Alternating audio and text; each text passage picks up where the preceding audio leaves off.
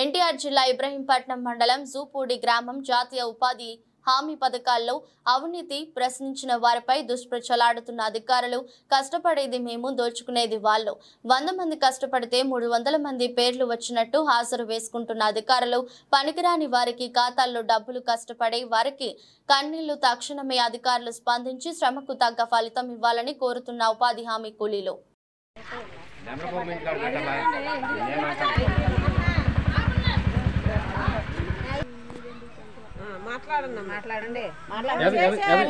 ఏమైపోతున్నాయండి మేము చేసేవి చేయటమే కానీ మాకు డబ్బులు ఇవ్వటం లేదు వారం రోజులు చేస్తే 500 600 వస్తున్నాయి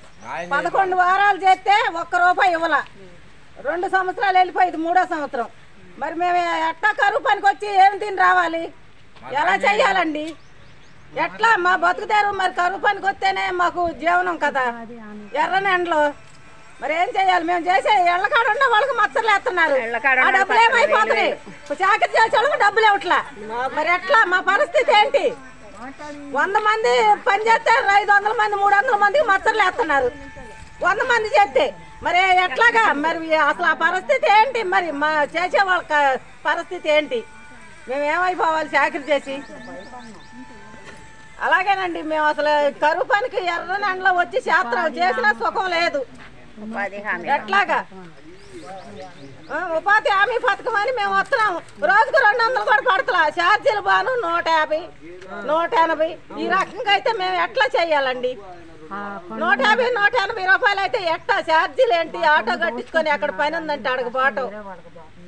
వేరే వాళ్ళకి బాటు మా చేసిన చాకరీ ఏమైపోతుంది ఒట్టాళ్ళకి ఇళ్ళ కాడ ఉండే వాళ్ళకి మచ్చర్లు ఆ మచ్చర్ల డబ్బులు ఎవరు తింటున్నారు ఏమైపోతున్నాయి చాకరీ చేసిన వాళ్ళకి ఇవ్వటం లేదు 11 వారాలు చేసా నేను 1 వారం డబ్బులు కూడా ఇవ్వాల స్లిప్పులు ఉన్నాయి నా దగ్గర అదేమంటే మానేమమ్మా నువ్వు నీ పంచం లేదు తీసేయి నువ్వు రాబాకు అని అంటారు మా అడిగితే రాబాకమంటావు ఎవరండి మేస్త్రి ఆయన ప్రసాద్ గారు అని నువ్వు రాబాకు అమ్మా అని అంటున్నారు 11 వారాలు చేసా 1 వారం డబ్బులు కూడా ఇవ్వలేదండి